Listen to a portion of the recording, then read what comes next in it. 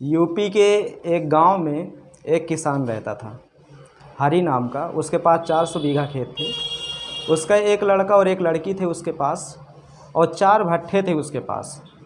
बताया जाता है कि हरी अपने बच्चों से बहुत प्रेम करता था।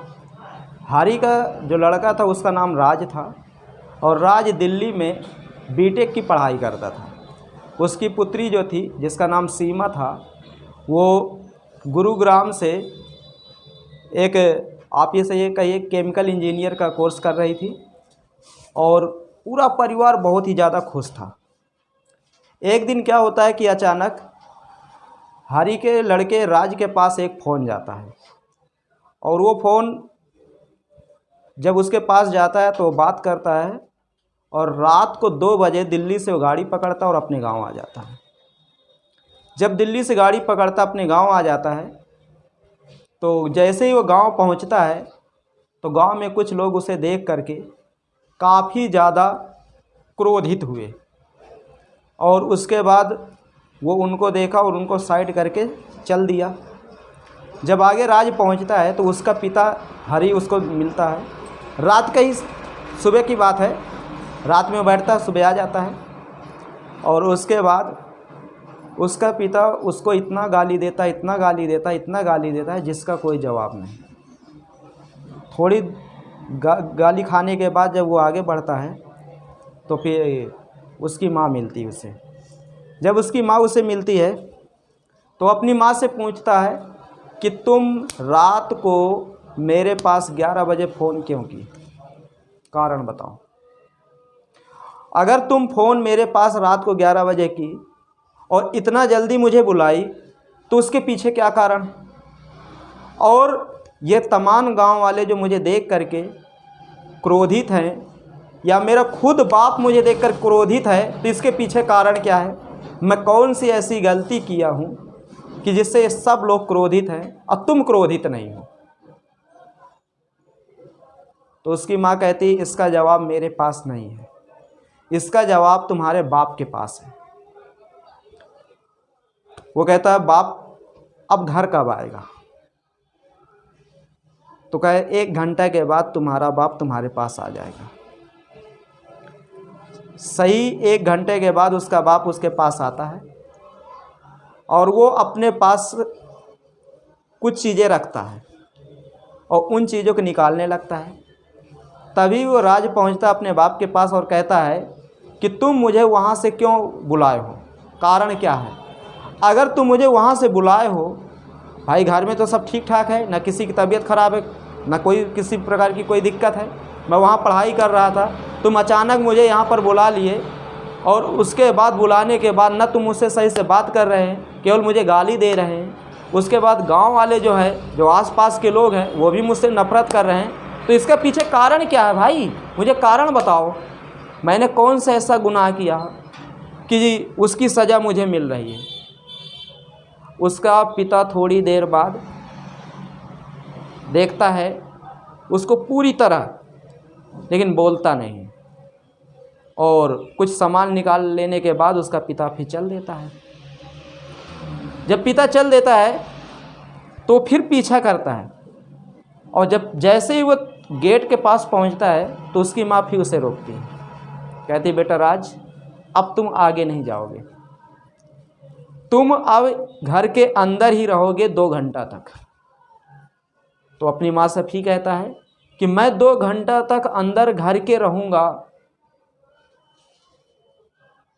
इसमें कोई दिक्कत नहीं है, लेकिन मुझे कारण तो बता दो। तो कहे, अब 3 घंटे के बाद तुम्हारे पिताजी आएंगे यहाँ, फिर वो तुम्हें कारण बताएंगे। ये सिलसिला 1 हफ्ता तक चलता है। ना पिता राज को अपनी कोई बात बताता है, और राज अंदर ही अंदर, अंदर ही अंदर, अंदर ही अंदर पूरी तरह, आप ये कहिए कि परेशान। और एक दिन ऐसा आता है कि राज पूरी तरह फुल विचार कर लिया था, आज या तो इस घर में माता पिता रहेंगे, और आज या तो इस घर में मैं रहूँगा, केवल हम ही रहेंगे और कोई नहीं रहेगा। राज के पिताजी आते हैं रोजाना की तरह, बैठ जाते हैं, खाना खाने लगते हैं। राज आता है, अपने पिता से कहता है क्यों, मुझे कारण बताओ, मुझे यहाँ पर आप क्यों बुलाए हो? कारण नहीं आप बता रहे, मेरी पढ़ाई का नुकसान हो रहा है, कुछ तो कारण बताओ। राज के पिता भी नहीं बताते और फिर उसे गुस्सा भरी नज़रों से देखते हैं, फिर चले जाते हैं। अपनी माँ के पास जाता है, माँ से कहता अगर आज मुझे इसका जवाब नहीं मिला तो आज आप अपने बेटे को खो दोगे। माँ का दिल जैसा होता है। लेकिन फिर वो माँ कठोर होकर बोलती है कि ठीक है, तुझे ऐसा लग रहा है कि हम तेरे साथ गलत कर रहे हैं, तो ठीक है, जा अपने आप को मिटा दे। तो फिर वो हो जाता है, कहता है मैं मिटा तो दूंगा अपने आप को, लेकिन बात तो बताओ, मुझे पता तो चलना चाहिए कि आप लोग मुझे मतलब खोने से नहीं डर रहे हैं, कुछ नहीं, कुछ समझ में नहीं बात आ रही। फिर धीरे धीरे एक हफ्ता फिर बीत जाता है। एक दिन क्या होता है कि उसी राज के पिता जो हरि थे अपने खेतों में काम कर रहे थे। जब वो अपने खेतों में काम कर रहे थे तो पास का एक गांव था, तो उस गांव के कुछ मजदूर उनके खेतों में काम कर रहे थे और इधर से राज पहुंच जाता है खेतों में। जब राज खेतों में पहुंचता है तो राज के पिताजी जब राज को देखते हैं तो वो सीधा क्या करते हैं कि जो फड़वा नहीं होता, फड़वा उठाते हैं और फड़वा उठाने के बाद वो चले जाते ट्यूबवेल की तरफ, क्योंकि उन्हें पता था कि ये यही सवाल फिर करेगा यहाँ आकर, और वो उस सवाल का जवाब देना नहीं चाहते थे, या वो उस सवाल का जवाब उस जगह देना नहीं चाहते थे, अच्छा नहीं समझते थे, चले गए उधर। तो जो दूसरे गांव के जो मजदूर थे उनके खेतों में जो काम कर रहे थे, तो राज उनके बीच गया। तो वो लोग बहुत प्यार से राज से बोले कि राज भैया कैसी पढ़ाई आपकी थी दिल्ली में, आप हमें हमारे बच्चों को भी कोई चीज़ बताइए कि वो लोग आगे क्या करें। तो बताने लगा। तो बाद में उनमें एक बूढ़ी औरत थी, वो राज से पूछी राज तुम इतना ज़्यादा दुखी क्यों हो, तुम्हारे चेहरे में खुशी नहीं है। तो वो बताया कि मैं क्या बताऊं मैं क्यों दुख हूँ, मैं अपने बाप से दुखी हूँ, मैं अपनी माँ से दुखी हूँ। आधी रात को मेरे पास फ़ोन ये किए थे कि बेटा अर्जेंट है और तू सुबह दिल्ली से आ जा, और मैं आ गया, 2 हफ्ता हो गए, ये ना मुझसे बात करते हैं, मुझे गाली देते हैं, और ना ये मुझसे मेरी माँ बात करती है, और कुछ समझ में नहीं आ रहा कि ये लोग कर मतलब चाहते क्या है मुझसे। जब ये बात वो बुढ़िया सुनी तो अब भैया वो बुढ़िया बिल्कुल शांत। जब वो बूढ़ी औरत बिल्कुल शांत हो गई तो उसने कहा राज तुम्हारा नाम राज है और बात में भी बहुत बड़ा राज है, तुम्हें 1 हफ्ता और रुकना पड़ेगा, तब जाके तुम्हें वो सारी बातें पता चलेंगी, अभी तुमसे कोई नहीं बताएगा। अब भैया राज बहुत ज़्यादा अंदर ही अंदर टूटने लगा कि यार 1 हफ्ता बीत गया, 2 हफ्ता बीत गया, अब 1 हफ्ता और। तो अब वो दिमाग लगाया कि यही दादी माँ जो है, यही बुढ़िया है, मैं इसी से 1 हफ्ता बाद वो बात पूछूंगा। इसका मतलब है कि इस दादी माँ को, इस बुढ़िया को कुछ ना कुछ बातें पता हैं मेरे बीच की। अब भैया वो रोज़ाना खेतों में आने जाने लगा। जब रोज़ाना खेतों में आने जाने लगा तो एक दिन वही बुढ़िया बोली कि बेटा देख, तुम रोज़ाना इस खेत में आओ जाओ ना, तुम अपने घर में रहो, अपना पढ़ाई लिखाई करो, और यहाँ के लोगों को आप परेशान मत करो। क्योंकि वो रोज़ाना वहाँ खेतों में जाता था और वही बात पूछता था कि मेरे पिताजी या मेरी माताजी मुझे यहाँ क्यों बुलाएं, मेरे माताजी मेरे पिताजी यहाँ क्यों बुलाएं। अब धीरे धीरे धीरे धीरे धीरे धीरे 1 हफ्ता बीत गया। जब 1 हफ्ता बीता तो वो राज फिर पहुंचा उसके पास, कह कि अब दादी माँ आप बता दो कहानी। तो कहे राज अब ये कहानी तुम अपने पिताजी से पूछो, क्योंकि कहानी अब एक नया मोड़ ले ली है। तो कहे ये कौन सी ऐसी कहानी है कि 1 हफ्ता के तुम कह रहे हो अब एक नया मोड़ ले लिया, मुझे कुछ समझ में नहीं आ रहा। कहा नहीं, आप बताओ। बाद में उसने कहा कि ठीक है, 1 हफ्ते बाद फिर मुझसे मिलना। वो इंतज़ार भी किया 1 हफ्ता, और 1 हफ्ता जब इंतज़ार करने के बाद वो अपने पिता के पास गया राज, क्योंकि कोई भी लड़का हो काफ़ी ज़्यादा वो होगा टेंशनाइट। सीधा गया, बताते हैं कि घर में एक केरोसिन की, मिट्टी के तेल की एक कनेस्टरी रखी थी 5 लीटर की। खोला और अपने बाप के सामने अपने आप को जलाने के लिए पहले तेल डाला। जैसे माचिस की तीली लगाने वाला था तो उसका बाप एक बात बोला, कह तू मर जा, कह तू मर जा, मुझे कोई गम नहीं। फिर बाद में उसने छोड़ दिया। उसने कहा अब मैं पूछ के ही रहूँगा कि मतलब तू मर जा, मुझे कोई गम नहीं है, तो मैं पूछ के रहूँगा कि कहे गम नहीं है। भाई मैं कोई वो लवारिस थोड़ा हूँ, तुम पैदा किए हो, इतना बड़ा पाल पोस के पढ़ाए लिखाए हो, और फिर भी तुम राज नहीं बता रहे हो। फिर उसका गुस्सा शांत हुआ थोड़ी देर बाद, फिर अपने माँ के पास गया, कहा अब तू बता। नहीं तो कहा मैं तुम कमा रही हो। तो कहा तुम उसकी माँ कहने लगी तुम मुझे मार डालो। तो कह रहे कारण तो बताओ भाई, मैं तुम्हारा बेटा हूँ, तुम मेरे माँ बाप हो, अगर जब तक कारण नहीं बताओगे तब तक कैसे चलेगा, कारण बताओ।